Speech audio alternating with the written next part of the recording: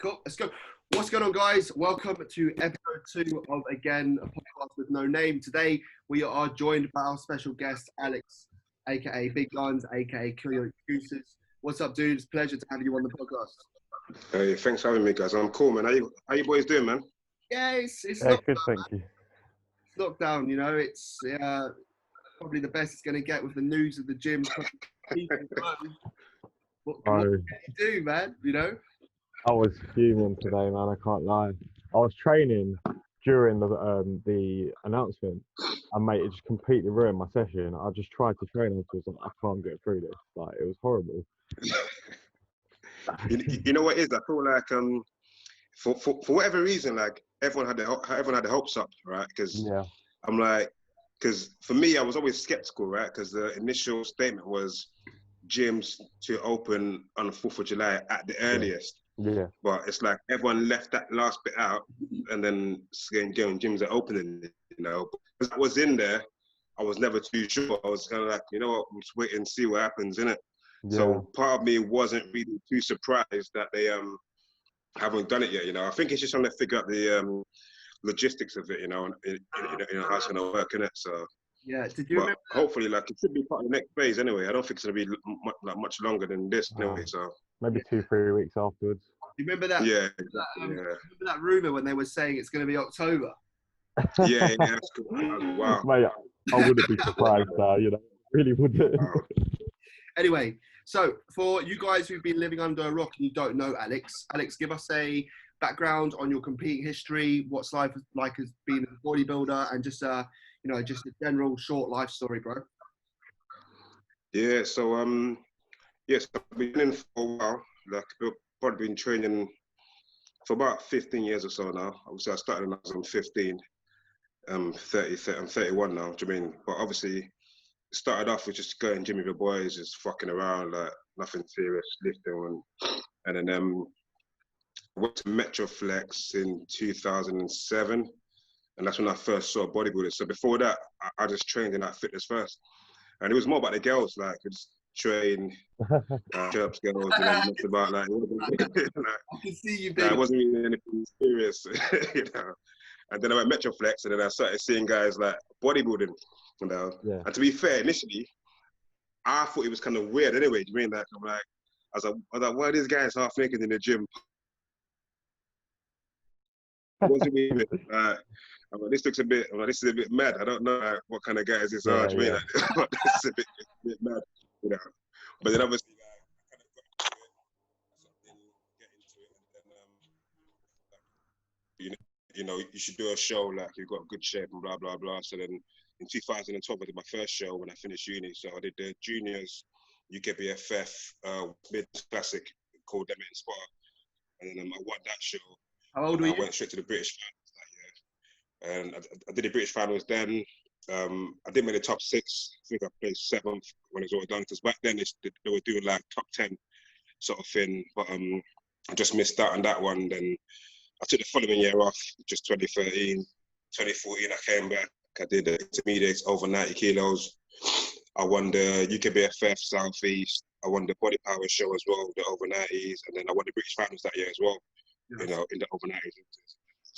2015 off, and then came back in 16. That's when I went with JP for the first time. That was my first time to do an open men's show. So I did the open men's heavyweights that year, and I came 5th, which is quite good because to be fair, that's the first time I worked with JP, and we looked really good anyway. Do you mean before that? And then literally, I got to the hotel on Saturday for the show on Sunday, and then I got food poisoning. You know what I mean? So, did you still compete? Still managed to pull a top 5 out of that anyway, and then the following year, did it again, came 4th, and then another year off. Then last year, I done 2 bros. Last one was Amateur Olympia that I've done. Do you mean? So I've done about 10 shows so far. Jeez. You know. And sorry. So yeah. How old were you at your first show? First show I was 23. Oh, cool. Okay, so mine. Yeah, 23. My first show. That's cool, man. And then still coached by JP. Enough ever since. So yeah. Yeah, because I remember when I left Jordan, Jamie, I was speaking to Big Gunz about it in the gym. Yeah. The whole intent, like how the reasons why I left and all that stuff. And it was weird because obviously I didn't know Big Gunz had been with JP, but it was nice to kind of have that, you know, that conversation. Yeah. It's intense. It's very intense. Also for me, because I'm not really a very serious guy like that, you know. Not to say that I'm unserious, but I've always been like very free flow. Like I never really had structure like that, you know. Yeah. And I did that for 2 years. It was intense. It was intense, you know, because I always done this like on the casual vibe, so to speak, right? Because obviously when I started training, I didn't know what bodybuilding was. Yeah.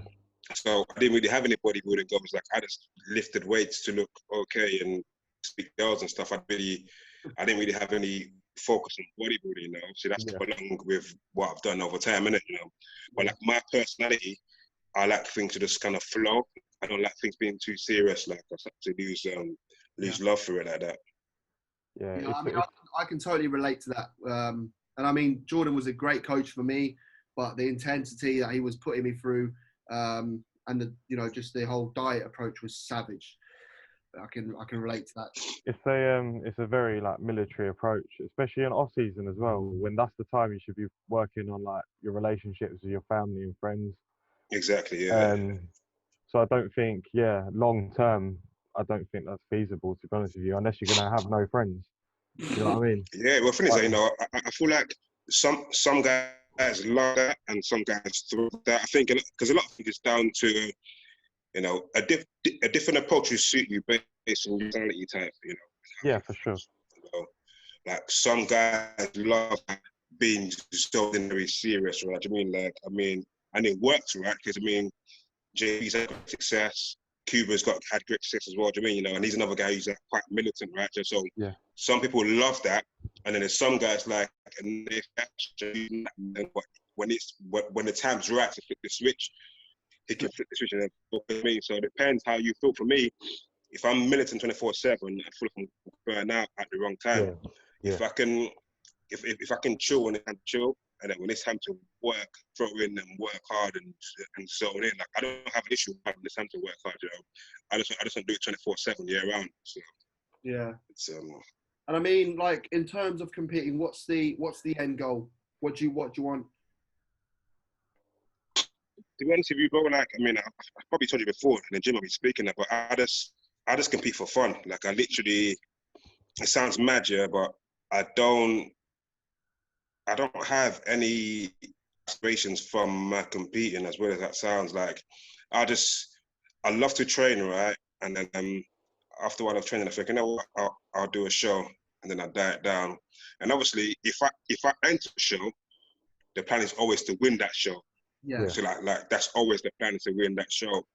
But I don't have any sort of like goal, and like I'm not chasing a pro card, so to speak. You mean, you know, if through my journey I do a show and I win the show and they give me a pro card, then that's cool. Do you mean? But it's not a goal that I'm chasing down, so to speak. Do you mean? It's not just, I'm just going with the flow. Like all I do is like, obviously, like I compete in shows where I feel like the best guys are, you know. And obviously, before that, I used to be UKBFF, and now it's Two Bros, which is where I feel like, which is obviously the route to the pro card. But I'm not really chasing that pro card. I'm just competing with the best guys around and have fun doing it. And then obviously, whatever happens at that process, I mean. So, you know, I mean, it'd be cool to get one, you know. It's not, I'm not chasing it down. I've always said this, mate, but I literally think you're this close. Yeah, that's what people say, man.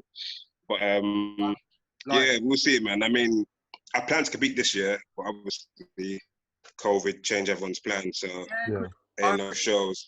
I remember speaking to you, and we were. I won't say the date of the show because it's not happening anyway, but I think we were going to do the same show, obviously different categories, because I'd get... Yeah. But... you can still compete in the COVID Classic with them. Yeah. I could just get a panel of judges and do a bodybuilding show in my front room. No one would... Mad. Cool. I mean, we can jump into some questions. We got loads. It's funny you said that about like your initially with like bodybuilding, like seeing people posing and that. Like my mates still don't get it. Like all my boys are literally like, why are you like in fucking sparkly blue pants like posing? Like they think it's so weird. Like Listen, it's trust so me, alien to them. if you're not in it, if we're being real, yeah, if you're not in it, it's weird from the outside looking in. Yeah, It's 100%. odd. Bodybuilding is Only like, in bodybuilding, like, is it okay to have guys in their pants in front of other Yeah, guys yeah. posing and flexing? Like, it's a weird thing, really. Like, you know, if you come out of it, it's a weird thing to be doing. But obviously, it's- once you're in it, like, you know, It's not normal. It's a weird sport, isn't it? Like Jamie's yet to compete, right? But me and you will be able to relate to going and getting your tan done. And it's like the only place in the world where it's not acceptable, but I don't feel awkward. You know what I mean? You're standing there in your cork sock and this girl's spraying you. You got your whole competition in the same room, and it's just jokes, isn't it? You'll see what I mean, Jamie, one day. That's jokes, bro. It's funny. Right. Did you say you got to wear a cock sock, bro? Yeah. yeah. That's hilarious. Trust me, you wait till you Yeah, get. this is funny, man. It was the funniest experience I've ever had. That's funny. Trust me, it makes the whole day worth it. It's funny. Right. So, got some questions for Big Gunz. Feel free to spread off them. Jamie, you probably gonna have an answer as well because you got an answer for everything. Cheers, mate. That's a big mouth. Yeah, man. Archive. So, Instagram. Okay, we'll start for easy one. Just set the pace. Okay, one for all of us. Like again, so obviously there's going to be different. The levels of questions are from different like sort of levels of gym heads. So obviously you've got more advanced questions and we've got slightly more amateur questions. So we've got a nice mix. I mean, the first ones are pretty Big Gunz. It's an extremely hard question, mate. I don't know if you can hack it, but no, seriously, I don't know if you can hack it. The question, the question is, can Big Gun Diesel handle a Danny Mangan leg workout? That is the question. Oh, shit. Of course you can. Listen, I can try, man. No, of course you can. Don't be silly. Don't be silly. Yeah, listen, I'm always down, man. Of course. We'll have to make it happen post lockdown. We'll see. I just about Yeah, made it out alive. it should, man. It should. We should make it happen because, to be fair, we train like we like the same shit, really. Yeah. Squats, the hacks, so it's a fucking party, man. We'll do it. It'll be fun. We'll do it. what about you, Jamie? Can you handle a Danny Mangan legs question? Just about, man. There's There's been a few times on the way home where I've nearly crashed, but you know. To be fair, you remember that time we went to Muscleworks and it was actually, you remember that time Luke and James were there and I put my calf out on the hack squat? Yeah. My calf seized up. And you refused to train the rest of the session? Mate, it was so important. I was warming up on a hack squat with like 4 plates aside on that really easy one. Not the one at the end. Yeah. I got to the bottom and my calf just went boom. I'm like, oh no. I don't know. I think I was there to be fair that day. I think I was there. I think I saw that. Yeah, possibly. I mean, I think I saw that. That's a shame that everyone saw that. Fuck. Danny Mangan bitch out of a workout. Listen, like leg days, Saturdays at Muscleworks, there's no escaping, man. Everyone's there, man. Everyone's in the house. Mate, I remember it used to be like you up there training, Luke training, James training, leg day there, everyone at the same time. Everyone's there, man. There's no pitching out. You mean? Yeah. You can't hide, innit? All live. I can see you. You can't hide, man. Not on the Cybex, no hiding. Here's an interesting question for obviously us three. The best spotter, right? Who would you pick to spot you? Tom Platz, Jordan Peters, or Leroy Davis? Oh, fucking hell. That's Leroy's too loud for me, like, you know, like, well, you like all that shouting shit, you know, you like all that.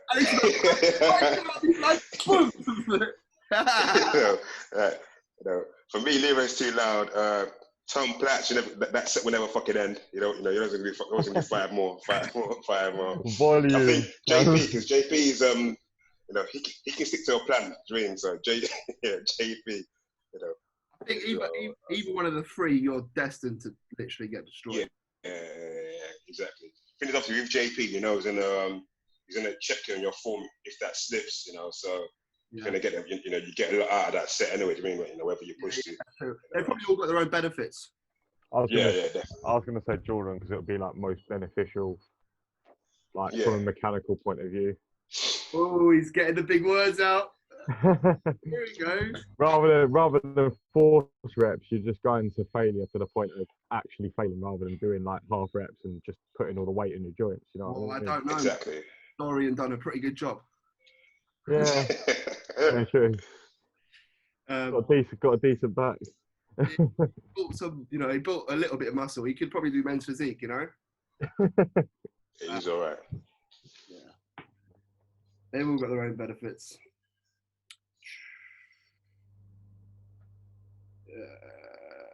Okay, this one could be a good discussion.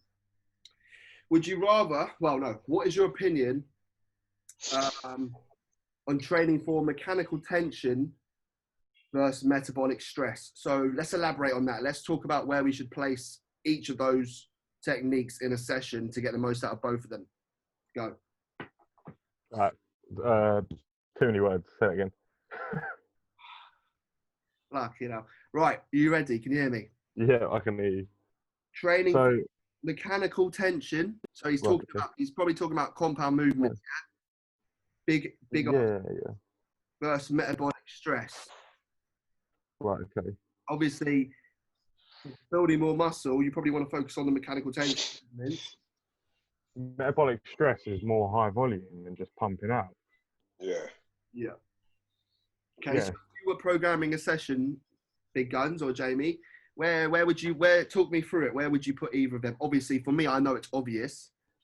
Yeah, listen, so for me, obviously, you know, both come into play, right? When you're trying to train for maximum hypertrophy, right? You know, it comes into play. So mechanical tension, we're looking at load, you know, and heavy weights and progressive overload. So for me, that will always be at the start of a session, you know, when you're fresh, when you're just in the gym, you know, obviously once you're warmed up properly, you want to attack the heavy weights so you can actually execute them with good form and get the most out of it. And so for me, it's like, I tend to go more mechanical tension on the compound movements. So the chest, barbell presses, leg press.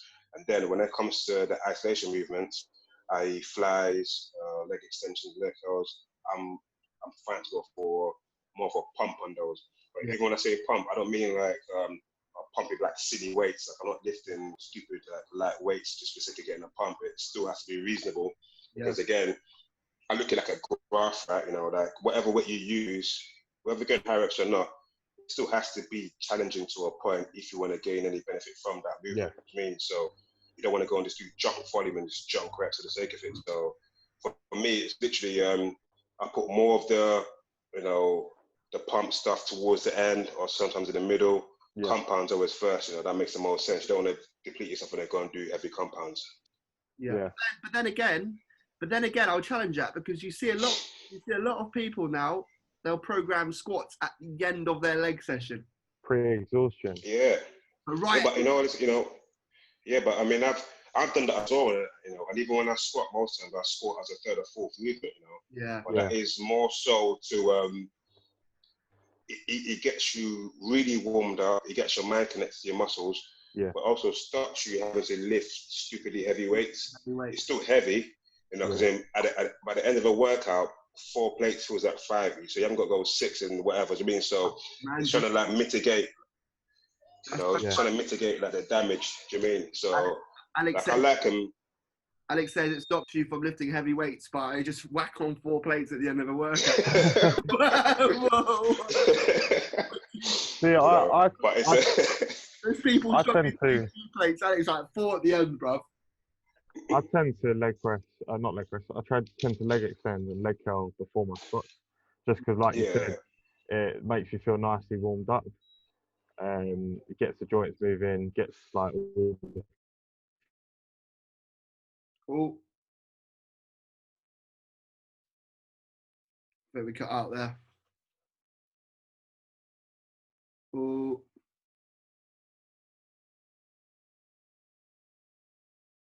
set of oh, I can hear someone. that kind of stuff. yeah. That's what I do. But again, I thought it's, you know, like it doesn't work for everything, but also Yeah. it doesn't work for everyone, right? I mean, if you're a guy who goes in there when you're fresh and you can squat first thing in the movement, first movement you can squat, and you get no knee pain, no back pain, you feel warmed up, you get the most out of that movement, then do it, you know. But if you're squatting first every session, or your legs are lagging and you have a lot of jet and everything else, you might want to consider maybe, you know, pretty exhausting. Do you mean? So like I feel like everyone's gonna have to find, you know, what suits them, you know, so to speak. You know? Definitely pros and cons. With people obviously starting with the isolation movements, I feel like a lot of the time they put in more effort at the start, whereas at the end when they're already spent, they hardly put any effort in to the leg extension and leg curl, and they're equally as important. Yeah, I mean, in terms of my leg development, I found with Jordan, I always used to be the guy that would come in, warm up a couple sets on a leg extension, nothing mental, like 40 kilos, 15 reps, just get blood in there. But since I started doing the isolation movements first, hamstring curl, leg extension, my legs, you know, really did take a big change. But, you know, people do forget that obviously those two movements, thinking of a seated hamstring curl, the leg extension, those two movements are like, in terms of getting that muscle short and contracted, they are like the only two movements for legs that you can properly do that. Exactly. So obviously, going through the session, the ability to get that muscle short towards the end of the session is going to get a lot harder. So because it's tighter, cool. Exactly. So if we can contract and get the most out of that muscle and get it short at the beginning, it's going to not only warm us up, but create a big damage in there as well. Yeah, that's a very good point. Yeah, for sure, man. But then you'd say, why don't you do chest flies first? I mean, sometimes I do, like I was saying. I do, some guys do. Okay, cool. See you later. Sometimes I do, or like delt flies. Just done me over like that. You know, I do it, you know. James, you know, I see James and Lucas do it as well, do you mean? So, you always, you start off with some flies, you know, again, just get the, you know, also like, you know, with bodybuilding, right, what your aim is to sort of, whenever you're lifting, you want to place that a lot on the muscle intended. That's the main objective, you know. So if sometimes doing a set of flies, maybe 4 sets of flies, I mean, you know, you don't go to failure or nothing, but getting that muscle activated, getting your mind to that muscle, getting the blood in there, when you then go and press, you know, you can feel that load, you can place that more effectively on, you know, on your chest, you know, because obviously like you've sort of, you've got those pathways going, right? To me, there's neurological pathways going, so you can connect a bit more, you know. I feel like if I hit some either delt flies or chest flies pre-main compounds for my push days, my performance increases 100% because everything's just moving smoother, like we discussed, and your brain's connected to it far better. Yeah. Lovely. Well, I guess pec deck. Well, we haven't got a pec deck right now, so it's just kind of out of the plan, right? No, maybe we do have pec decks, but we'll just keep them on the low down. Right. Here's a good question, Big Gunz. This one's for you, man. Is there anything in your bodybuilding journey you would have changed or done differently? There must be something.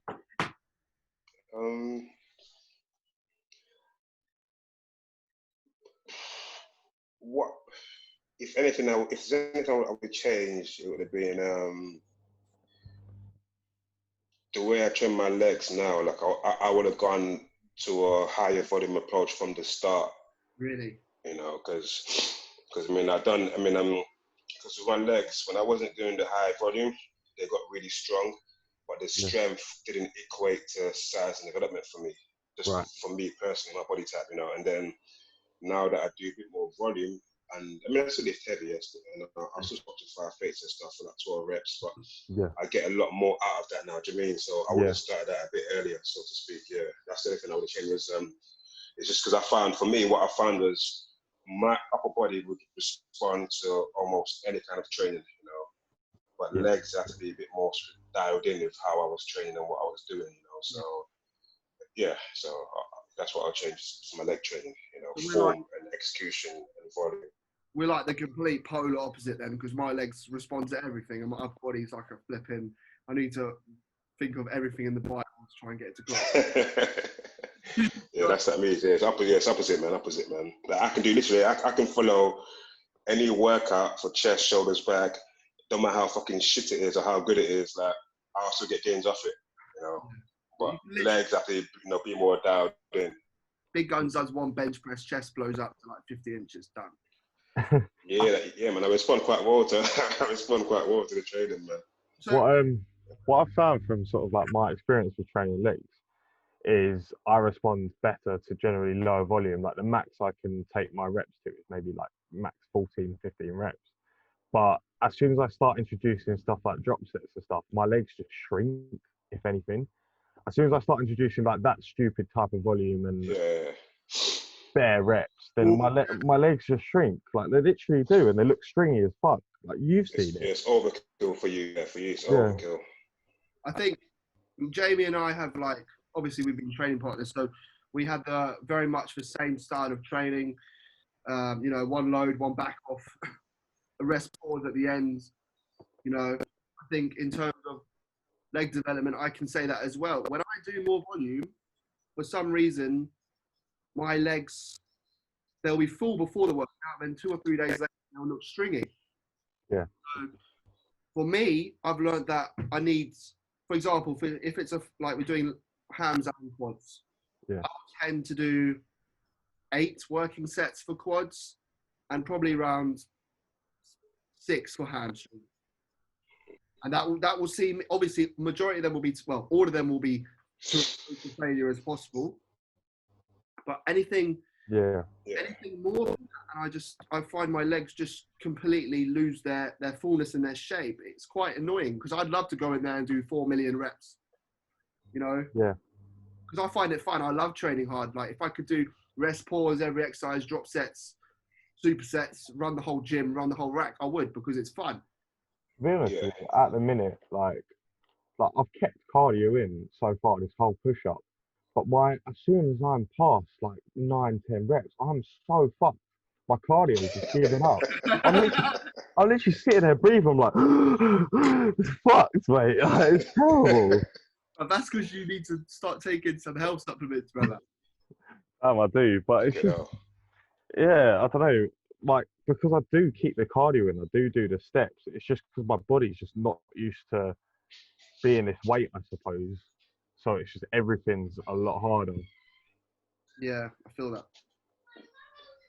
Are we all at all-time heavies? Yeah, that's... How heavy are you at the moment, Alex? What's your weight? I'm not heavy at all. I think I'm like, well, I was 16.5 stone today, so whatever. What's that? 104, 105, nothing special. This is our chance, Jamie, bro. You know, because I see, I'm at a scenario where like I don't know what I want for myself no more, right? Because obviously when I during lockdown, I got up to like 112. Yeah. And I liked it, and then I'm like, I want to be more athletic and faster and lighter, so then I drop my weight down to 100 kilos. Yeah. And then I'm like, it's a little bit too light, so now I'm back at like 104, and I just put back in cardio today. So I don't know, like I don't know what I'm doing. I'm just like, I focus on this one, like how tall are you? Everything. I see you doing boxing. 5'9". Okay. I see you doing boxing. I'm thinking Alex is going to be next UFC, mate. It's going to be banging people. That's why I listen. So that, you know, so I get my weight down. I'm like, if I get my weight down, this becomes easy for me. The boxing, I can run quicker. Are you gonna? I can gas out less. Do you know what I mean? So is Alex going to be fighting? Nah. I'm too old to start getting knocked out.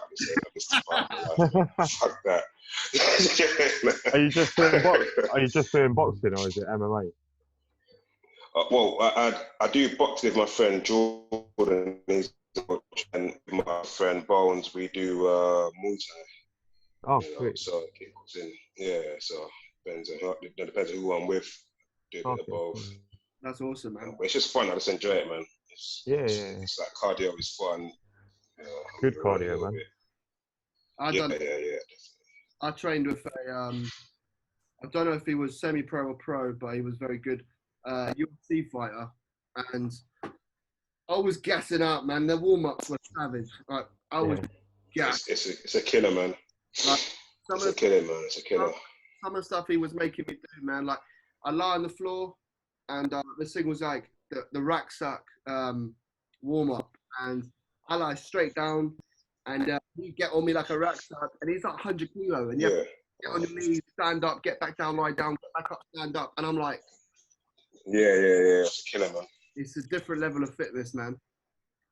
It is, Right. you know, but again, it's like anything. Like it's about what your body's going to do in it. To be like, so if you stop bodybuilding and you just did that training, like your body would adapt to it, and then for you that become regular in it. Do you mean? So it's just, you know, I like to look at what we do bodybuilding wise. You couldn't be any more further away from what you need to do if you're gonna go and do anything like that. Like it's literally like just to fucking like we train bodybuilding to be like hard and full and stiff, where over there you got to be, you know, you got to be loose as possible. It's so different, like it's total opposites. See, I'd say I'm strong, but I'm not functionally strong. Does that make sense? So like, I can push weight, but when it comes to actually being strong in a fighting environment, I don't think I'm very strong at all. Yeah. So I don't think it's very. The thing is, because with fighting, like a lot of the movements in fighting is like rotational, right? You know, and then in bodybuilding, it's one direction. Like it's either up and down. Do you mean? So we don't do much rotation when we train. Do you mean? So we don't. Like you find, you take any bodybuilder to go into a boxing gym or anything like that, and they're gonna struggle with all their hip rotation because we're just not used to it, man. It's not what we do. Like we move in a fixed pattern most times. Exactly. I think it's crazy how like I've always had respect for like the fighting sports, any of the extreme sports, obviously like bodybuilding, it's crazy. UFC, MMA, like not like, I mean, football is football, and it's not as extreme as like UFC where people get punched in the face. And bro, think about what they got to do to make weight. It's absolutely mental. They've got to sit in a sauna for like hours a day. Like it's crazy. But I'll coach you, Jamie. I'll hit you on the floor for hours a day. You go fight. Pardon? Don't worry, bro. Leave it out. You listen back, you'll hear it. But it is mental, man. I don't know if you've seen the Conor McGregor Notorious documentary, Alex, but I've seen that. Yeah, have you seen it, Jamie? I haven't actually watched it. No. You should watch it, man. It's super cool. It's on Netflix, right? I don't know. Yeah. It was. I don't know if it still is, but it was. He's retired again, hasn't he? Yeah, retired. He's talking shit, man. Mate, he just loves the attention, doesn't he? He loves the attention. Yeah, he just can't help himself, man. Listen, to be fair, if he wants to, he can retire because he's got a lot of fucking money in the bank. But I don't think he's retired yet. Yeah. He's got his own fucking whiskey brand. Think about how much money that brings in. It's crazy. Listen, he's loaded, man. He's making a lot of money, man. Yeah. He's making a lot of money. Yeah. Like he's caked. He's caked. But the pay packets for fights probably don't even matter to him now. No way. Imagine. Like earning wise in the UFC, like he's in a league of his own, isn't it? Like there's no one even close. Yeah, he's no one even close. So he's like he's in a league of his own, isn't it? I mean, so yeah, it's true. And it's cool. He deserves it. He works hard to get there. So. Yeah, 100%. He's a proper player. When you think of the UFC, you think of Conor McGregor. Like that's the first person you think of. Yeah, he's the face of it. Yeah, he's the face of it. Yeah. Yeah, he's the face of it. He was sick though, man. Like some of the things he done were just mental. Yeah. I appreciate. Yeah, man. Listen, like, I appreciate. He can fight, man. I appreciate the grind as well because he literally, he's from Ireland or something like that, which we. Yeah. But it's hard, man. It's hard. Like, you know, people don't understand it's hard, man. But it shows you that if you have talent in something and you work hard in that thing, you can go as far as you want, you know. Like, it is possible. Like, you know, it's not always going to be easy, but it is possible. Like, you know, if you don't lie to yourself, you know, if you've got talent in it, you know, and you can work hard in it, you can go far, you know. I mean, like, I can go and play football now, but I'm not gifted in football at all. Do you mean? So I would never go anywhere with that. Do you mean? But in anything that you know you've got half a chance at, if you really work on yourself, you can go a long way, man. It's true. Important, man. Do you believe there's natural talent in something like a fighting sport, or do you reckon it's all down to training from like young? No, there's definitely natural talent, right? And but for everyone, that talent will be different. Yeah. So for some guys, you must naturally hit very hard because you know. So and then for some guys, you might have natural, very good reflexes. Okay. Yeah. I mean, so like, I mean, so there's you know, there is certain intangibles that are natural talent, and then obviously the majority of it is you hone upon your skills, isn't it? You know. Yeah. But there's people who they're quite, you know, they're very flexible. You know, they move very well. You know, they're quite mobile on their feet. They're moving the cut angles quite good. You know, like Pacquiao cut angles very quickly, but you know, moves quite well. And there's some guys just have like fucking dynamite in their hands where they hit people and fucking fall down. You don't even fucking know. I mean, that is actually scary. How people can literally just bang you once on the head and that's it. Yeah, it's mad. Like, I mean, like someone like Wilder, for instance, you know, is a heavyweight boxer who we know has just natural punching power because he's a small guy. Yeah. Like, he's a skinny guy. He's probably like the lightest heavyweight out there. With like, he's about 16 stone if that. He's a tall guy. Strong. He's not like AJ. Like, AJ looks strong and stuff. Like, he doesn't fucking look strong, you know. But he hits guys and they fucking go to sleep, you know. And then someone like Fury. And then someone like Fury, he's more gifted in how he moves. Like, he's a big guy, 6'9" or whatever, and he moves like a little guy. Like, he's in and out. Like, he's very slick. Like, you know, so you get those little natural talents that can come into it, man. Aren't they fighting soon? Who you got?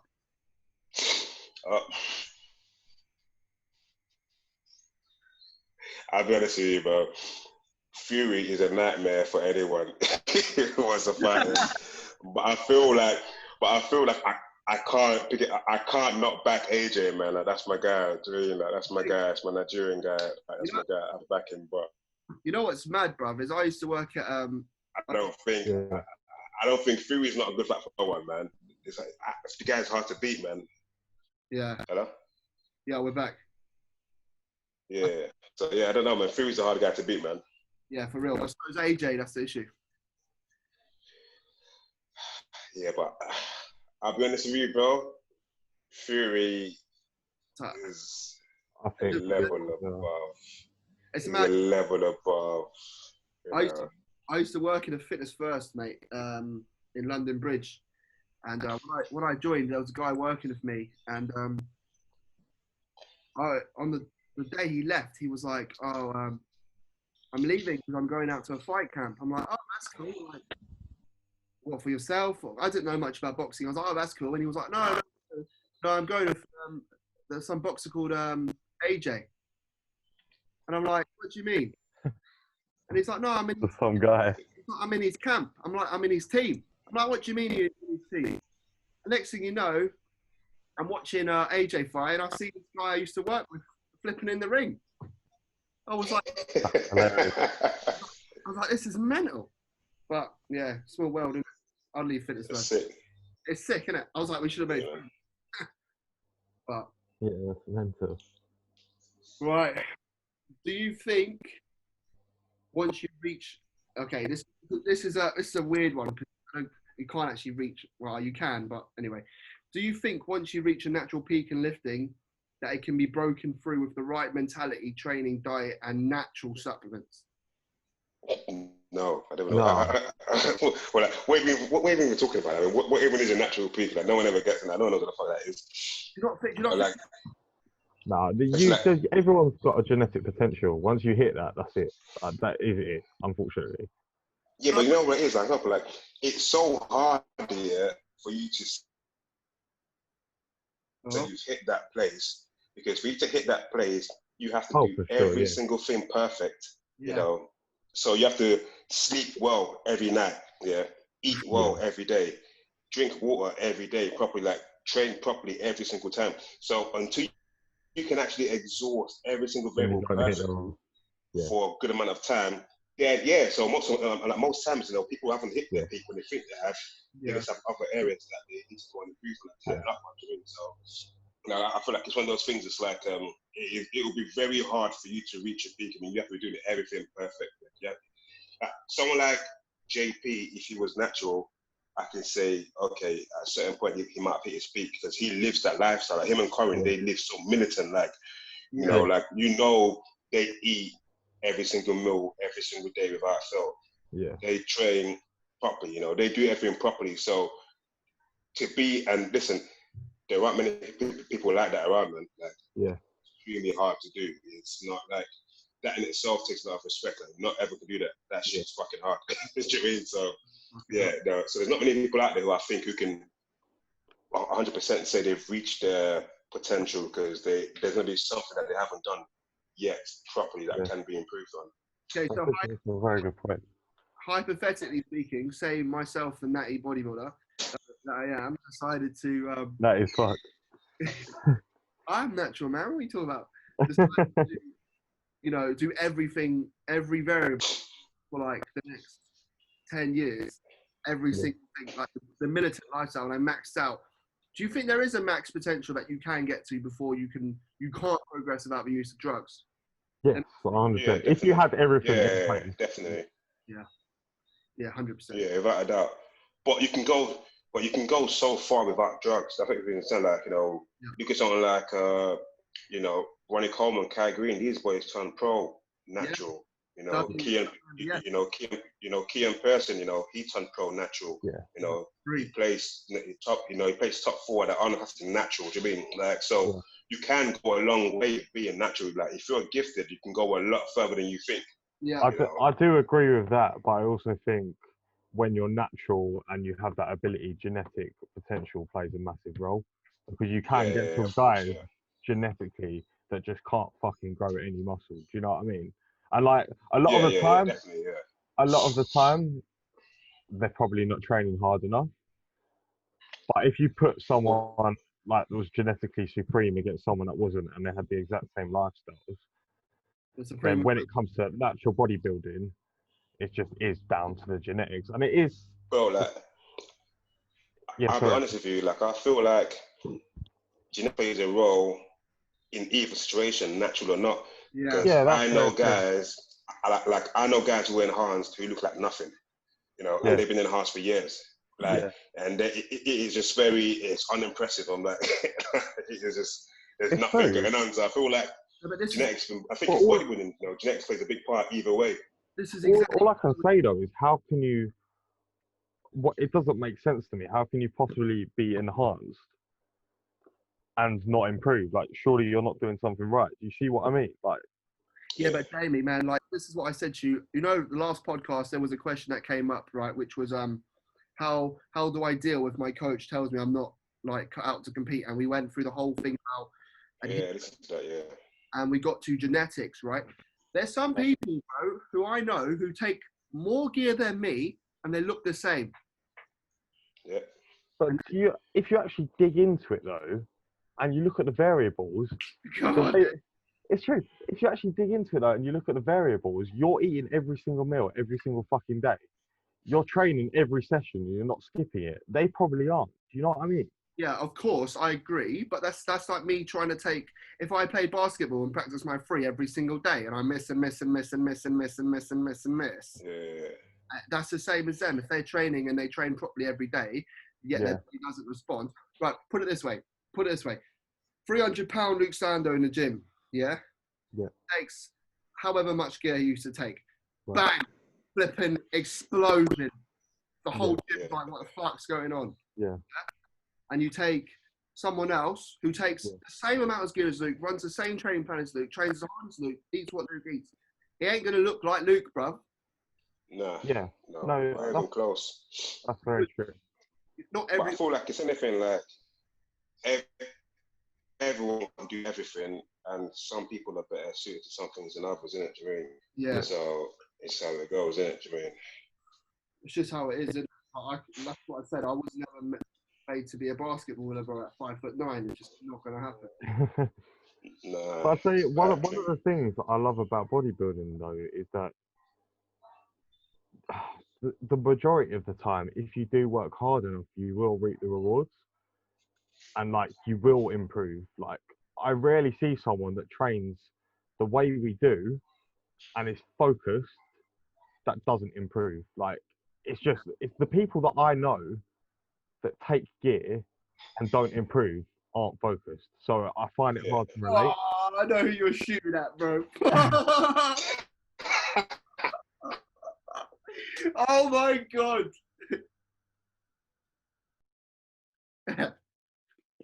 Oh, it's So it's true. So it's again, like I said, for the most part, if you work hard, you will make progress. I mean, obviously, you have a few like anomalies in every situation, but generally speaking, for the most part, if you put the effort in consistently and you work hard, you will improve. Now, how much you improve, that then come down to how you can improve. Like, I mean, it can never be, as big as, your JPs, your Lukes, your fucking James, or even your fucking big pros. I mean, no, but can everyone get better? Yes. Can everyone be as strong as Larry Rules and Ronnie Coleman? No. But can everyone get stronger? Yes. Do you mean? So you can always improve anyway. Do you mean? So it's obviously that, to the degree that goes will depend on how blessed you are or not. I think, it's such a shame, but bodybuilding is very much a genetic sport. I mean, I remember when, if you take, for example, everyone's body, right? We all have a different structure. We all have different shape. We all have different muscle bellies, insertions, all of these things. And it is crazy. Like I said, if you take someone for example, if one of us step on stage and we work just as hard as the guy next to us, but the guy next to us has better structure, better flow, we're bollocking, bruv. It don't matter how much muscle you have. You could have the same muscle as Ronnie Coleman, but not have the Ronnie Coleman flow, and you're done. That's it. There's nothing. It's very true. Like you could be an absolute beast, but still look shit on stage. Because it's true though. Because it doesn't matter how lean you get, but you can still look awful just because your body doesn't suit it. Yeah, structure. Yeah, if you don't flow properly, forget about it. Yeah. I think the words that stuck with me when I put a back double bicep up a long time ago, and Alex was kind enough to say I had nice structure, but there will be people with more muscle than me, but obviously you can't change structure, but you can add more muscle. Yeah. Exactly. So it's one of those things, isn't it? Yeah. Like to me, I feel like in bodybuilding, I feel like shape, structure, and flow are the most important things. Yeah. Because those are your intangibles. Everything else you can work on. You can add more size. You can get more lead. You can get more. Everything else you can learn to pose better. But shape, structure, and flow. Yeah. This is what's going to separate you from how good you can be. To me, Yeah. This is where I think bodybuilding. Oh, sorry. This is where I think bodybuilding's sort of gone backwards a little bit, because where obviously the Iron generation was literally just like freaks who could get to the biggest size. It's now more so gone back to sort of like the classic period where it's more sort of about the flowing lines and less about getting as big as possible, but how well your body suits as a whole package. Because it did get to a period where it's just fucking stupid. Like everyone was just walking around looking like Michelin Man. Do you know what I mean? Like, yeah. And that was just because of excessive use of drugs, of growth, but like ridiculous amounts. Yeah. The belly kind of thing. Yeah. And I feel like that sort of retreated a little bit now, which is a good thing in my opinion. Yeah, definitely, 100%. I agree. I think bodybuilding was getting to that point where it was more about the freaky look than the actual aesthetic and the art. Yeah, exactly. And I think Classic exposed that with people like obviously Rough Diesel. Is his name Rough Diesel? Breon, Ainsley, Chris Bumstead hitting all the classic poses and really showing off their physique in such a beautiful way. And then obviously the most, the biggest dudes in the world with the big bellies, I feel like that massively exposed it, which is an issue. Yeah. I mean, personally, I'd rather be smaller but have a massively cool flow and be more aesthetic. Obviously, I want to be a big dude. Like, I love to hit. I'm coming up to 100 kilo, which for me is the stupid weight. Like, I've never been this heavy in my life. That's like, I think that's 220 pounds, something like that. If I could if I could see myself, I don't know, 240, 250 pounds, still aesthetically pleasing, I'd be gassed. I wouldn't want to get to 300 pounds. Yeah. Imagine having to carry around 300 pounds every day. Fuck it That's out. crazy, man. That's crazy. What was your top weight, Alex? You got pretty heavy. With JP, My top, I got to 250. Oof. JP. Yeah, I got to 250. What the thing is, it was crazy, man. It's crazy. What's it like? I got to 250. Like me and Jamie here are dreaming of the 250 days. Like, we're trying to get. It is like because I got there, yeah, and I was alright. Like, I wasn't too fat or anything. I was still in good shape, but I just didn't like it, man. For me, it was too heavy. Like, because I'm naturally a small person. I could, I've got tiny little joints. I'm a very small person naturally. So, and I was very strong at that weight. I was very strong. I wasn't very fit at all, but I was very strong. I was shifting big weights and everything was good. But I feel like, I had to eat a lot of food. My breathing wasn't at its best because I've got asthma anyway. And I found at that time on my chest, I was having more like tight chest from my asthma was playing up a bit more in it. Do you mean? Yeah. But I think I'll be honest with you. Like, if I stayed at that weight, I'd held it for a long time. Like, say till like now, I feel like you would adjust and get used to it. I feel like whenever you hit a new weight initially, it's not gonna be the most comfortable. But then if you do that over and over again, but I just wasn't willing to keep being that uncomfortable. I just didn't like being that heavy, man. That is heavy. And literally, I remember like after that, we've done the second show, and it was like, right, so it goes last off season, we got to that 115. He goes, this one I'm gonna try at least 120. I was like, I'm out of here, man. I was like, no. I'm like, no fucking way, man. I'm like, no fucking way. That's the thing with Jordan, though, man. There's no holds barred with that dude. It's like, oh, we hit, wait, let's add another 10 pounds. Let's fucking go. Listen, like, Jordan used to, like, he got to a point where even with, like, we were in prep, and they got another refeed. I'm like, oh, please, no, I don't want to eat any more food. Like, this guy, I'm like, no. Like, it was insane. It was things like, even like, post-workout, I want you to have found your guys of carbs, just post-workout. I'm like, bro, I can't eat like that. Like, I'm not one of these guys. I don't like eating like that. That's crazy, Didn't he make a gram of carbs post-workout? Bro, that's what I'm saying. It's mental. Like, like, he worked though, because listen, I said to him, I want to get denser and bigger and everything else and that. Yeah, and he definitely got me there. He definitely got me there. And with him, it was more food and training because he had me very like minimal gear, so I wasn't, he didn't fucking pump me off. I mean, I was like minimum gear, like very good training that he gave me, like very well put together program he gave me, and a lot of food that he fed me properly, and I ate. I mean, so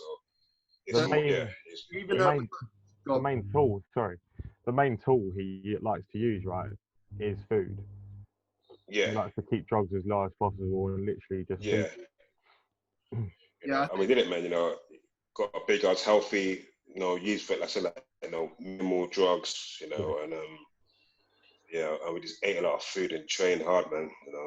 But it was a lot of food to eat constantly, like 8 meals a day, man. Oh my God, mate, I struggle with 6. You built a lot of density, man. So like it paid off. Like, do you know what I mean? Yeah, without a doubt. Like 100%, it paid off without a doubt. Did it? I remember you. I think it was you. He said you used to eat a whole box of cereal a day or something. Where did I hear? Yeah, bro. Like, listen, like he had me on. I mean, for him, he probably even wasn't that much food, but for me, it was an insane amount of food because I'm a guy that typically would eat once or twice a day. Do you mean? So like I'm not really, food is not my thing. Like I'm not a foodie. Do you mean? You know. Yeah. So for me, like he had me on a lot of food, and for those 2 years, like I did it to the teachers to let him down because obviously he's a guy that I have a lot of respect for, innit? Do you mean? You know, and obviously like I rated him anyway, you know, as a trainer, as a coach, and a bodybuilder. So Yeah. I wanted to get the most out of it. So I did everything down to a T, but it did drain me. Like mentally, it drained me. It was hard, Yeah. you know. Yeah. It took, you know, it took its toll on me for sure. You know, so yeah. You know, but the guy was you know, top coach, man. Like for me, you know, that's the best coach I have worked with anyway. I mean, even just his attitude, the way he handled things, Yeah. you know, like, you know, I've just got no complaints. Like no complaints. It's just, Yeah. you know, it was just me being a pussy and Yeah. not wanting to fucking, you know. I'm exactly the same. Jordan, for me, was a coach, was absolutely fantastic. Check-in times back with me like half an hour, in detail check-ins.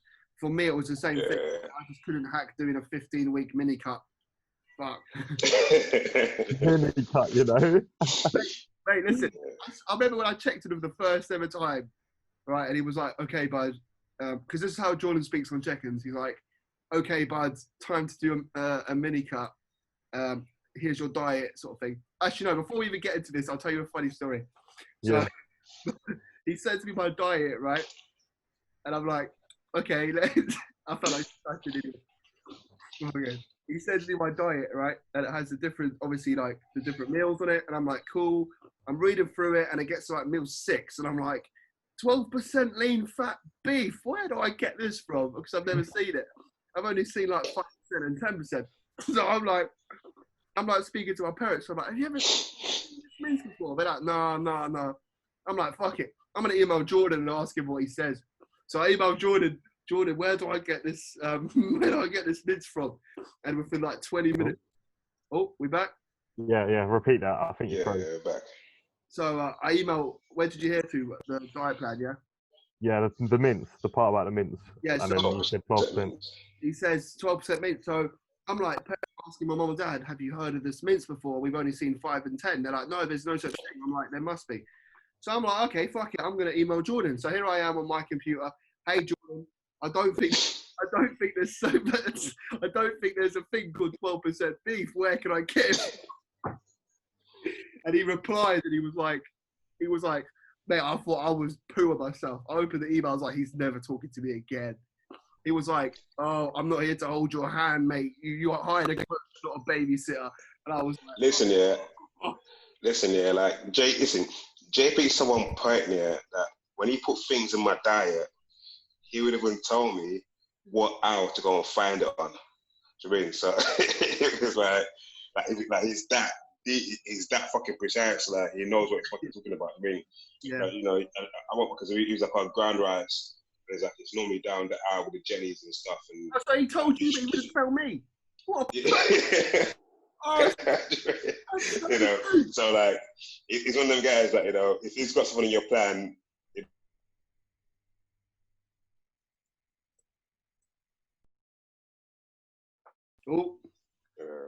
Where did you end up getting the 12% mince from? I've never seen it either. You have to go Asda, I think. I got it exists. I'm back. Can you hear me? Yeah. I got mine at Morrison's, I think, or Waitrose. Yeah, it's man. Tesco's don't with it, man. No, I'm lucky though. Where I live, I've got a Tesco near me, a Morrison's near me, and a Waitrose. So I can kind of dib and dab in all of them. Nice. Yeah, blessed genetics. But yeah, man, as a madness. I mean, Jamie's had quite a few experiences with coaches, haven't you, Jamie?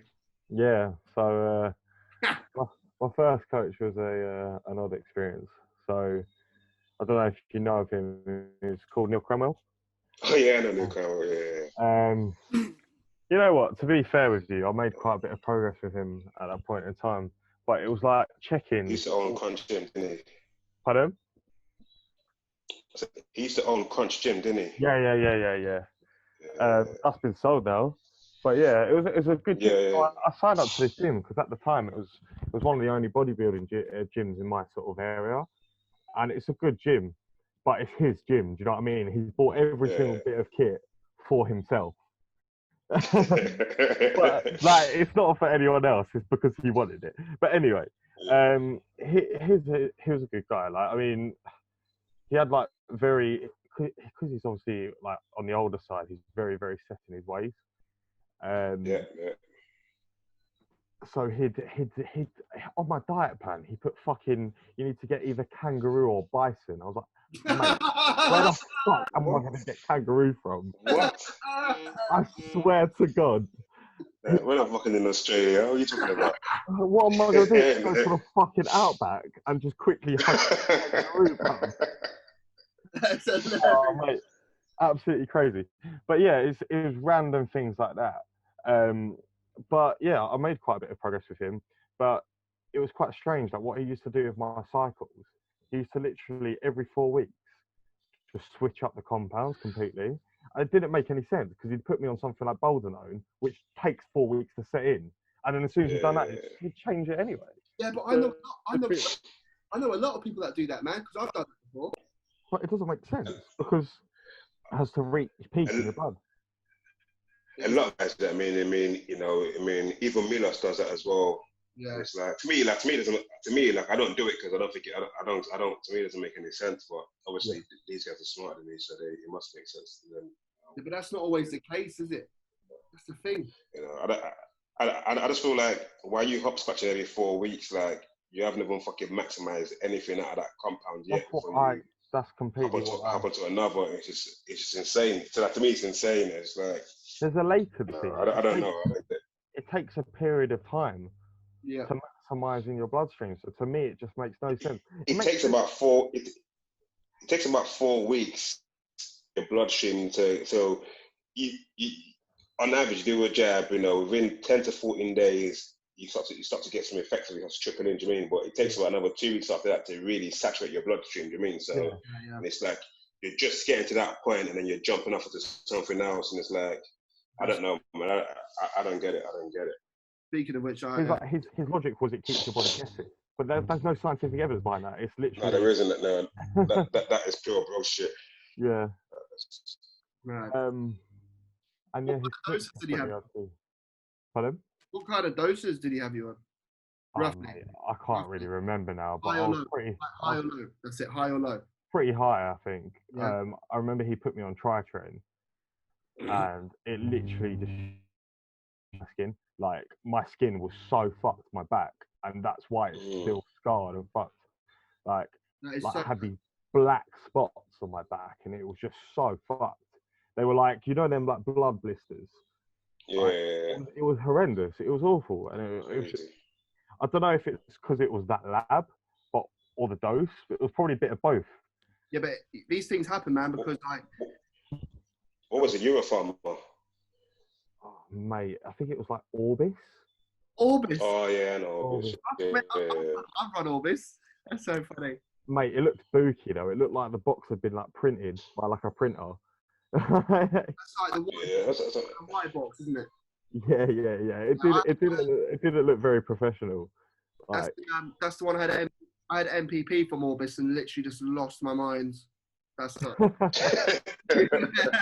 Never again. I would never take MPP ever again. Oh, mate. I can't lie to you. MVP has been my favourite steroid so far.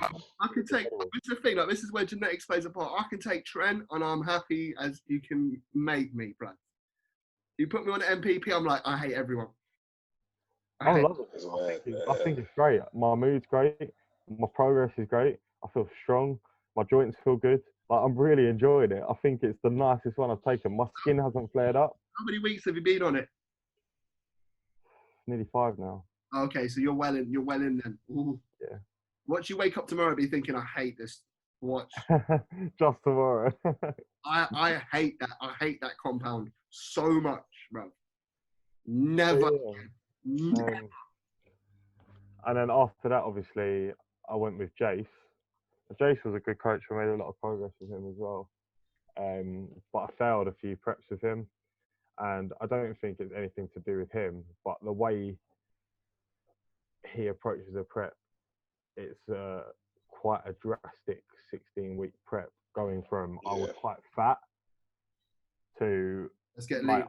I was probably 20 to 22% body fat, no abs, no lines, to get lean. And in that period of 16 weeks, the diet's got to be intense. And I just don't think that works for me. It doesn't, especially with my lifestyle and how busy I am. Yeah. It's not for everyone. And we just agreed that there's obviously no hard feelings, but that way doesn't work for me, and that's the way he does things. And that was literally it. And that's mad, because I prefer that kind of approach. I like having 16 weeks, no bullshit, every single, like I kind of like the suffering and the hardcore approach. I get like this is crazy effect. I like it. To be fair, the issue is for me, mate, it was just I was lean. Do you remember I was lean at about 10 weeks out, and my food was on like 2,000 calories? You were starting to look really good. I know, but where the fuck would my food have gone? The issue was with me, right, is that I was enjoying the process, but it got to the point where it got so hard. I was doing 6-7 clients a day, trying to be as positive as possible. You see these people, they don't like fitness as it is. They're not like your bodybuilders who put themselves through it because they like it. They're just trying to lose a bit of weight. They're just ordinary people. And to try to be positive for them when you're struggling to tie your shoelaces is fucking impossible. You know what I mean? Yeah, I relate. I can relate, man. It is. Like, I can understand that 2-3 weeks out, but not 10 weeks out. That's the thing. Like, that's all I know though, because when I prepped with Rob, I was working full time, and literally he done me a 16 we done a 20-week prep, no refeeds, no cheat meals, no meals off plan, nothing. Literally just drilled me all the way till the last 2 weeks. I was peeled by like 4 weeks out, mate. I was walking around Body Power, bro, and I swear to God, I was like Walking Dead, man. Like the amount of car crashes I was nearly in because I'm sleeping like smash. But that's the thing, though, man. Like, it obviously works. Rob called me 4 weeks early, bro. He didn't feed me up, nothing. And then 2 weeks out, bro. Burgers every day. I was having literally McDonald's 3 times a week trying to fill out because he overdieted me so much. So that's the thing, man. Obviously, it works. Yeah. There's many ways to skin a cat. It didn't work that much. Yeah, definitely. After my fullness. So it didn't work that much, so which is a bit shit. But yeah, and then after that, I started with Cuba. And to be fair, his approach, although it's quite military, obviously he's learnt from Jordan. There is some flexibility there, so I've been able to maintain. Like, I'm in off season at the minute. I'm about to start a mini cut, but I've been able to maintain relationships, eat food I want, swap things out. Like, it hasn't been that ridiculous. Like, the training has been very, very intense, and he literally focused on every single aspect of your form. But I like that because my form was fucking shit, so I feel like I've learned all over again. Like, I learned from this again. But yeah, so that's what I'm currently doing now with him, and I love it. To be fair, it's a lot of fun. I got a question for Alex. What made you do the rebranding? So obviously you were obviously on Instagram, Big Gunz DIZZLE, and then it came back as Kill. Yeah. It's like, where did that come about? Yeah, no, what it was a kind of, because obviously, like, I just started off, the page was started off as a personal page for myself, right? So, like, because when I wasn't really a social media guy, you know, it wasn't until after I got sponsored that I opened the page, because they asked me to, you know. So it was like, I got sponsored and they were like, have you got any social media? I said, no, they're like, oh, you should open one. But then what happened was, when I started working, it was hard to kind of distinguish between my work and myself, because it was all like Big Gunz DIZZLE, and then obviously for your general fitness clients, that was off-putting, right? Because they just assumed that it was all bodybuilding, do you mean, and that wasn't the case. Yeah. So I wanted a brand that was standalone, away from me. So I've got myself separate, and I've got and then I've got a brand there, and I wanted a brand that was that I could use in many different ways. Right, do you mean? So the Curio excuses, as I could use it for fitness, and I could use it outside of fitness as well. Do you mean? Like I could, if I do like a podcast and anything else, I can have that as a brand in itself that I can be used multiple ways in it. Yeah, that makes sense. Because for a lot of people, I think bodybuilding, like I've had clients that have said to me initially, they'll be like, not gonna lie, I thought you were gonna be really intimidating. Until obviously they talk to you and they realise that you're a nice person. Exactly. But a lot of people who just want to be like personal trainers, they find it intimidating because it's fucking like getting trained by like a massive dude. I can completely understand that. So yeah, I think that's a really good idea to obviously separate the brand from your personal identity of bodybuilding. Yeah, for real. I agree. I think that's a really good move.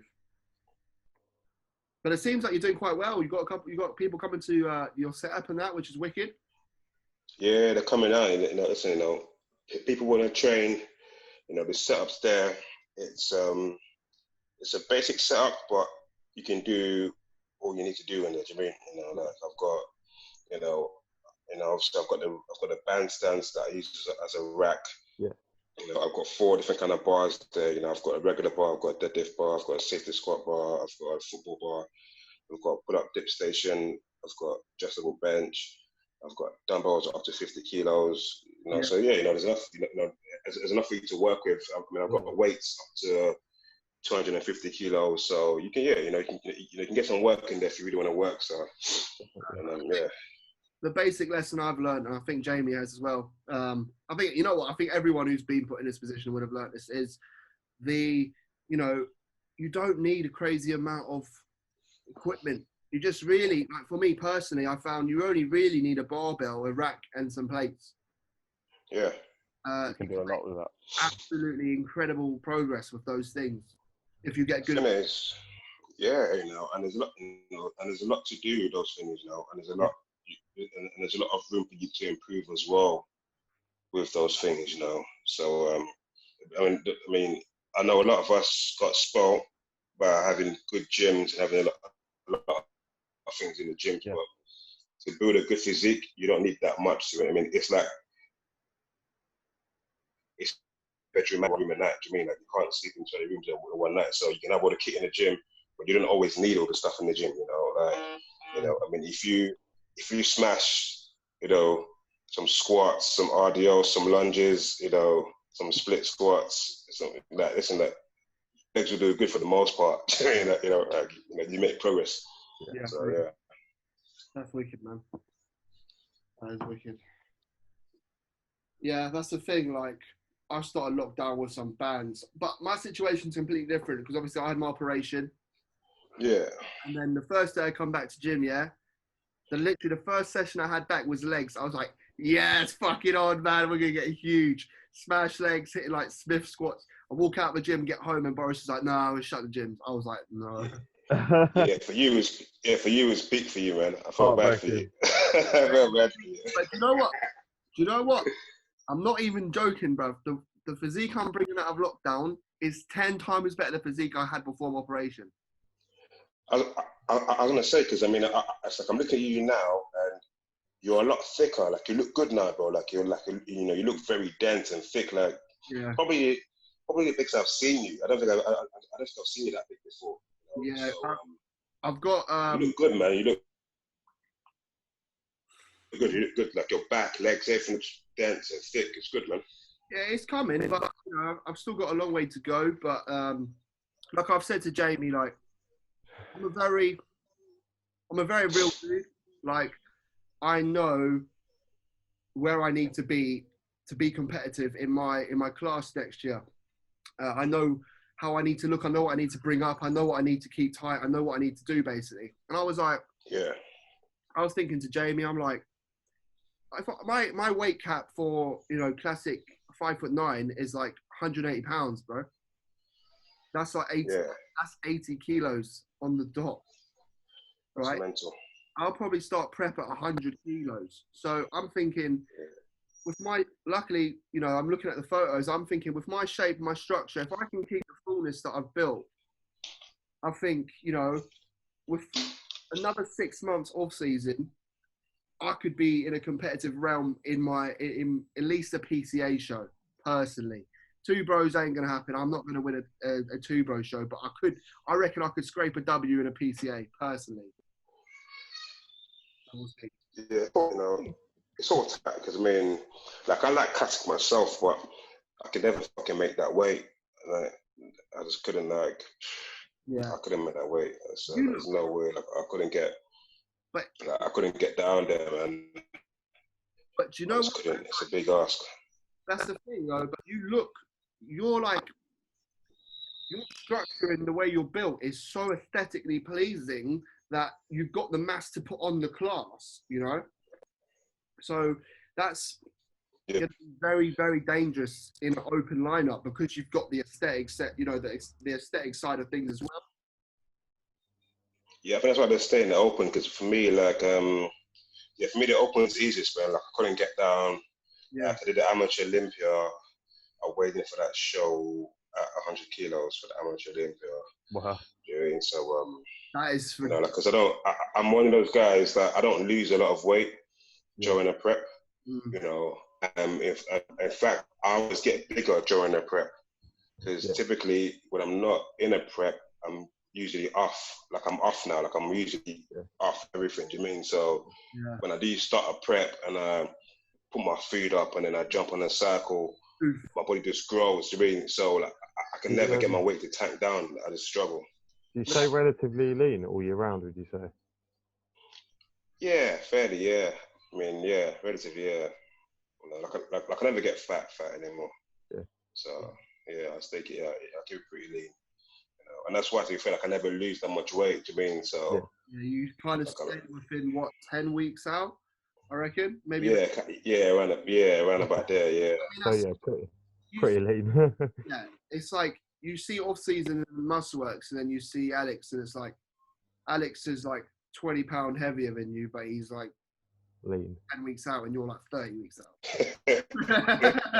You know what? It gets to the point though where you do just get too fat and your body becomes less responsive. So it's just fucking pointless. Yeah. Like as soon as you get to that point, the food you shovel in just isn't gonna benefit you as much as it would if you were in a leaner position. Yeah. It's not. And for me, like I always go by my training. I find if I get too heavy and too fat, I can't train as well. Yeah. You know?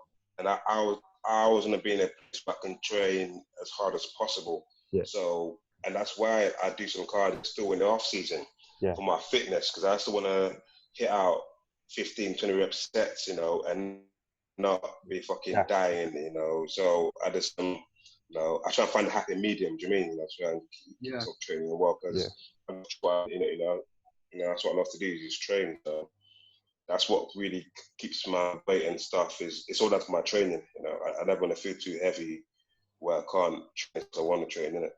So I'm getting to the point now. I mean, I'm at all-time heavy weight now.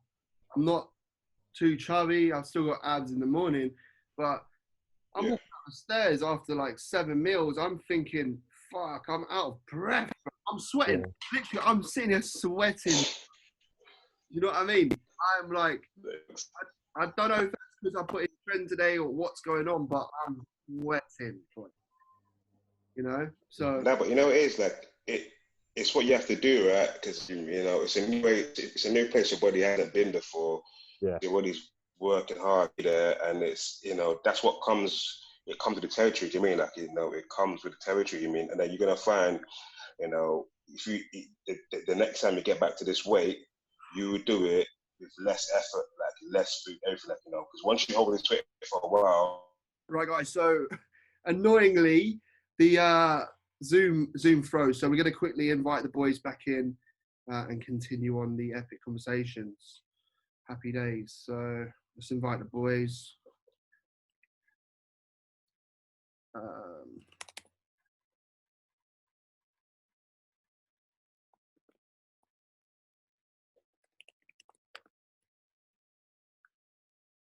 There we go, email sent. PG, no, wait.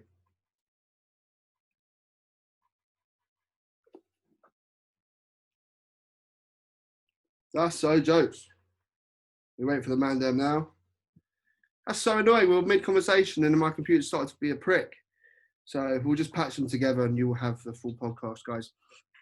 I'll take this time to say, if you're not subscribed to the channel, please do subscribe, like the video, go follow Alex and Jamie. Their socials will be in the description box below. Make sure you do go check them out. Very good guys. Right. Hello. Yo. Yo. Well, that was annoying. All right, we can patch it. It's all good. That was jarring. I'm thinking, are these guys ignoring me? Like, what's going on? Just didn't want to talk to you anymore. Done with your voice. You just kicked me off my podcast. All right, man. Well, continue where you were talking, man, because I just saw literally the yellow box fly across the screen like crazy. Could you still hear me? That is true. Yeah, we can hear you. Still, we can hear you. Jokers. But yeah, I think we just finished off on talking about basically chasing performance in the off season. Rather than the aesthetic. But as soon as performance dips, then that's when you want to tidy up what we just said. I agree, because performance is probably one of the main, well, if not the main variable, right? When performance dips, it's time to take a kip, you know? Yeah. Yeah. Definitely. So yeah, you got any more questions? Yeah, man, I've got like 4 million for Alex, bro. Let's try get a few more in. Some of them are just a bit mental, bruv. I'm thinking, why would you ask that question? Right, we'll give you a fight. Well, I say funny. This person obviously deemed it funny. So, fingernails for teeth or teeth for fingernails? Oh. Do you want me to repeat that? Teeth for fingernails. Definitely. Wait. Teeth for finger. Wait, hang on. I'm very confused here. All right. Imagine trying to eat. You need to listen, bruv. You need to simmer down where you're going with this conversation, bruv. Do you know what? PG, please, bruv. You know what I mean? Fingernails for teeth or teeth for fingernails? Definitely. Fingernails. No, teeth for fingernails. Teeth for fingernails. Yeah. Yeah, that's actually quite an easy one, isn't it? Yeah. Sure. Imagine trying to chew your food, but your food is being chewed by fingernails. Fuck that shit, bro. That's long. Do you still get bad workouts every now and then? Obviously. Yeah. And what do you do in those situations? Do you, because a lot of people have them and be like, oh, it's the end of the world. I'm now going to lose all my gains that I just never had in the first place and throw attention. So I think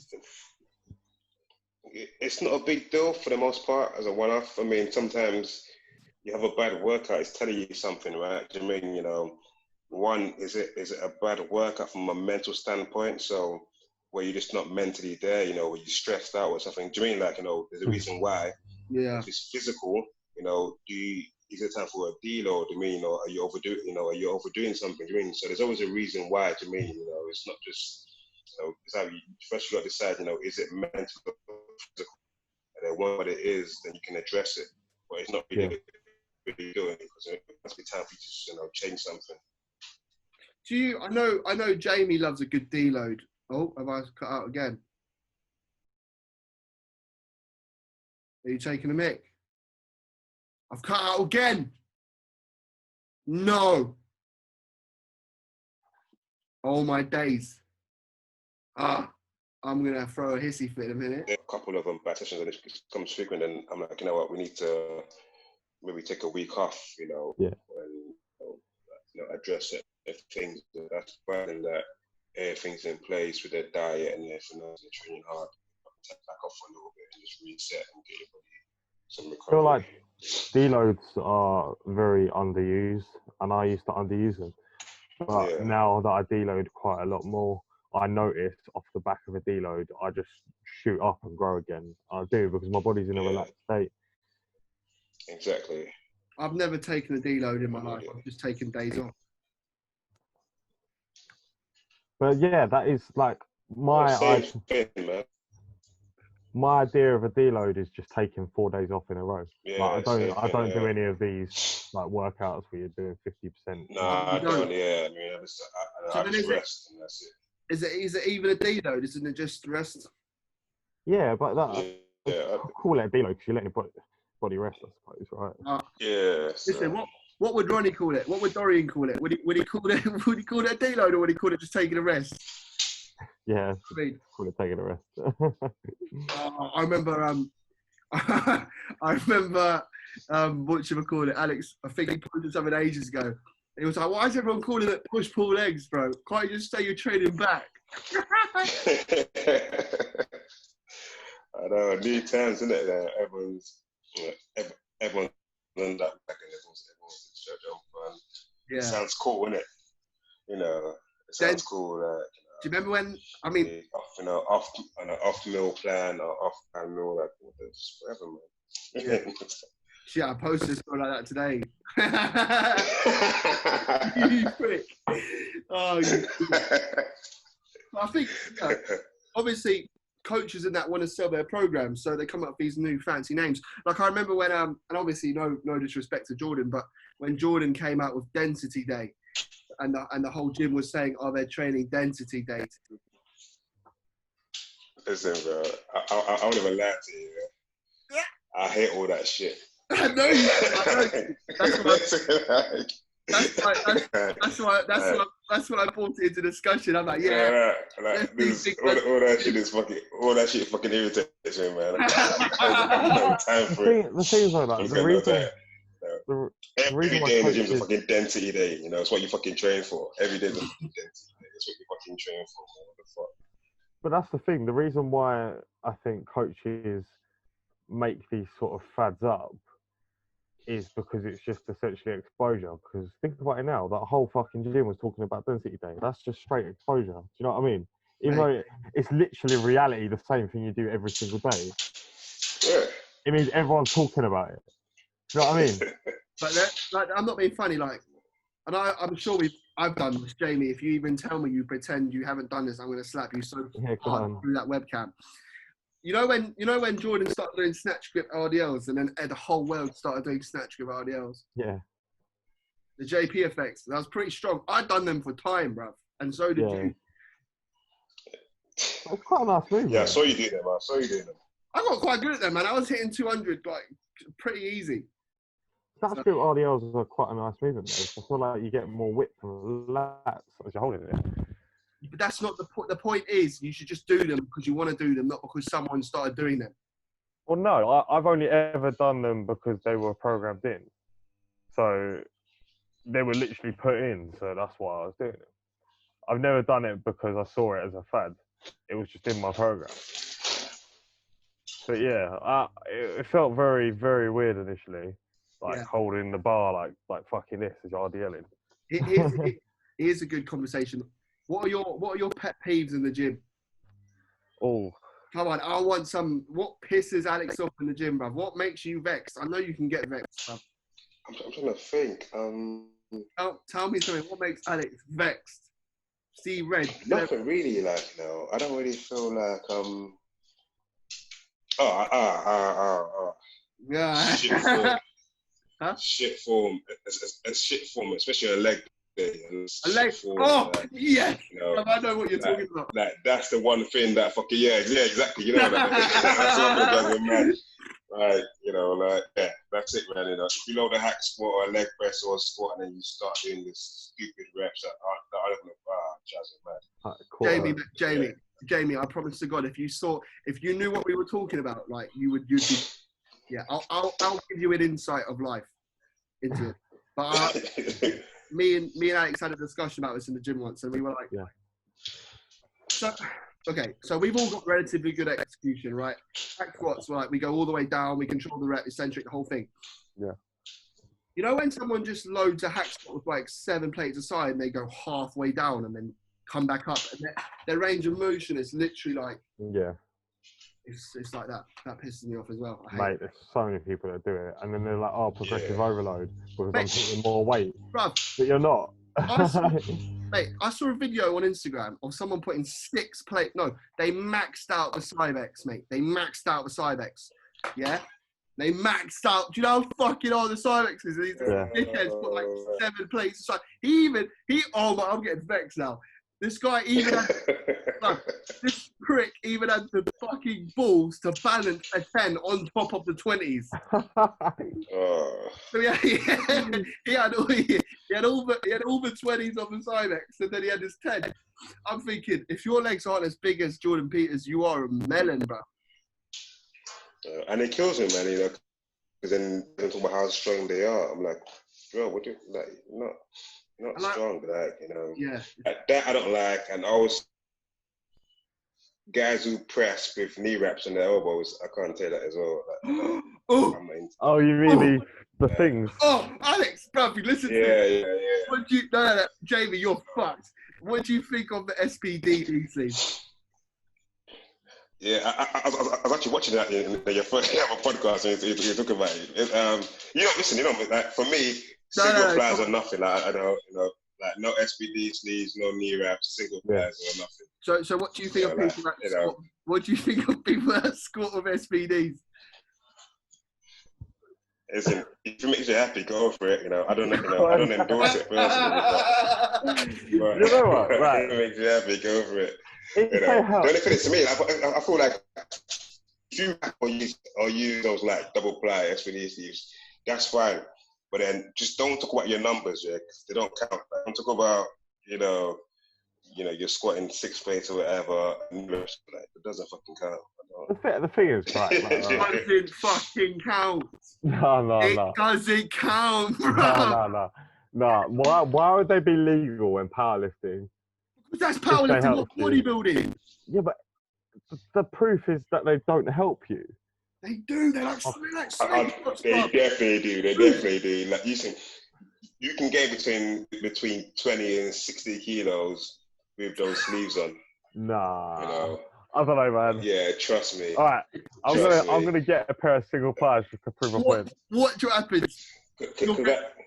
Now don't get me wrong. You know, like you might be just as strong with or without. You know, because again, I'm the kind of person like, you know, I think the same way with or without sleeve. So. Yeah.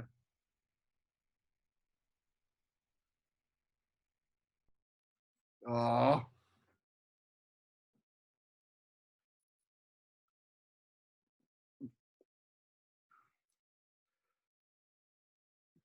Yeah.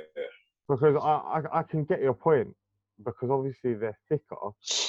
They'd help with springing out, but I literally pause on every single rep anyway. To be fair, like, you know, I'll be honest with you, like, I don't even actually mind sleeves. You know, I'm more against wrapping. You know, yeah, wrapping is a bit ridiculous though, because you literally just because you can wrap in a way to help you. That you know, you can wrap really tight, wrap really springy. You know, so sleeves to me is not really an issue. I feel like sleeves just keep your knees stabilized. So I'm not. I don't really have an issue with these, to be fair. But it's more the wraps that do me. Fair enough. Yeah. What about you, Jamie? What pisses you off? People that don't have like general gym etiquette. So, for example, if just go to Absolute Gym and you'll just find it. Yeah, literally. You just, for example, you ask someone how many sets they got left on a lat pull down, and they'll go 10. Yeah. And you're just like, what? But it's peak times, and they're like, yeah, I've got 10. I'll be about 25 minutes. I'm like, are you fucking serious? I don't even know how to respond to that, because it's just so far-fetched and crazy. Stuff like that, like I've had people say shit like that to me, and I'm quite a polite person. Like, I don't think I'd say anything back, and I didn't. I was just sitting there like a melon. This guy's doing 10 sets on a lat pull down. I'm just like, right. Just be like, all right, okay, we'll do a lat spread. Whoever's got bigger lats basically gets the pull down. So bad, but that's one of the main things. Also, what else? Probably people just generally not putting their shit away. So you're falling over everything. Like a messy gym is awful. Yeah, that's jarring. Especially a dumbbell area. Yeah, I think you're just tripping up on it. It's tripping up all over the place trying to get your dumbbells out. It's no fun. I think that's the one thing that muscle works that does my head in. Is like there'll be like a 20-pound dumbbell over there, and you'll look for the brother of that 20 pounds, and it'll be on like by the 50s. Yeah. And that's a long old rack. That is a long rack. Muscle work dumbbells. A lot of them. People being lazy, man. Yeah. It's just guys being lazy, man. I think it's the same for me. I hate people with just ridiculously bad form, and then they put it on their clients, and I'm thinking, how are you doing this? It's too easy to become a personal trainer. Yeah. It's too easy. Like if you look at someone with experience to someone with no experience, they both have the same qualification. That shouldn't be the case. Yeah, exactly. You know, it's because the industry's got like a very low entry point. Yeah. Do you know what I mean? So very low. You know, anyone can be a PT. I'm not gonna lie, like I was a culprit of this. Like my form's only really improved in the last year. But I guess everyone's got to learn. But it's one of those jobs, like I said in the last podcast. It's like learning to drive. You only really learn how to drive once you pass your test. You know what I mean? Yeah. So it's like doing that initial test. So yeah. Right, let's wrap up there, guys. I think, don't know how long we've been talking for, probably like 15 million hours. Alex, mate, it's been an absolute pleasure. Thanks for coming on. The first ever guest, mate. So when this gets 20 million subscribers, we're like, it's because of Alex. Well, man. Nice one, boys, man. Good to speak to you guys, man. Pleasure, man. You're always welcome. And, I wish you the best for the rest of lockdown and for your family and all that. Cheers, man. You guys take it easy, yeah? Stay safe. Take it Thanks easy. for jumping on, man. Take care of yourself. Pleasure, man. And pleasure, man. See you soon. See you soon. Take care, bro.